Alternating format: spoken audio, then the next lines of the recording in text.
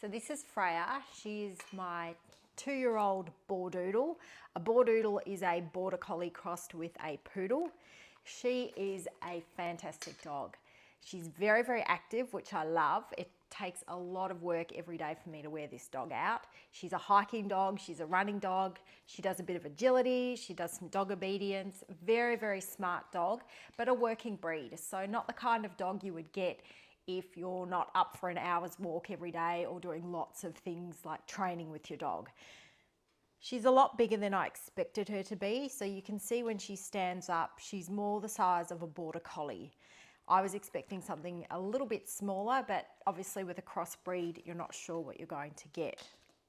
Sit, sit. Good girl, give me a paw, good girl. Amazing dog for me, not for everyone. Will walk 2 hours with me on a hike. Very, very trainable, picks things up really, really quickly. So at the moment we're doing some trick training. She's doing some agility training as well. And she goes to dog obedience every week. Now with border collies, they can develop some obsessive traits. So she does a little bit of fly herding. If she's bored, she'll go around the house and snap at flies. She needs a lot of exercise every day. So today, for example, what have we done? We've done an hour and a half walking this morning, where she also had some time off lead, where she did we did a ball throwing session. So that was her running. She really needs to run every day. We'll do some training later on, some trick training and agility training, and also just some focus work. And then probably later on tonight before bedtime, I'll just take her for a quick 10-minute run around the block. So I've started running with her. It really wears her out, but she's not the kind of dog that you would get if you are someone who wants a dog that's going to sit on the couch, sleep a lot during the day. This is a very high maintenance active dog. And she is absolutely beautiful. I love this dog. She's the love of my life. She's a super fun dog and she's really easy to train. So what have we been learning? We've been speak, speak, speak, woof, speak, speak. Good girl. So things like that, she'll pick up really quickly. And it's really great to have a dog that's smart because you can do so much cool stuff with them.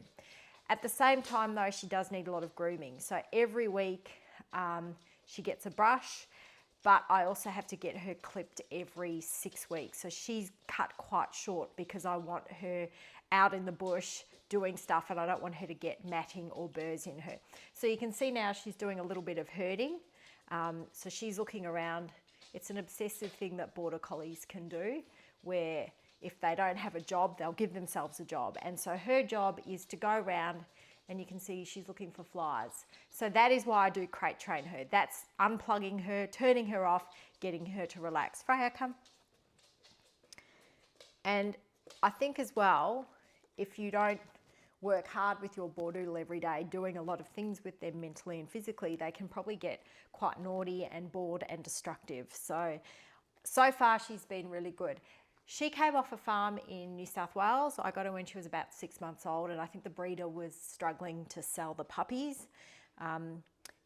And so when she came to me into the suburbs, there was a lot of things that she was scared about, things that she'd never seen, buses, traffic lights.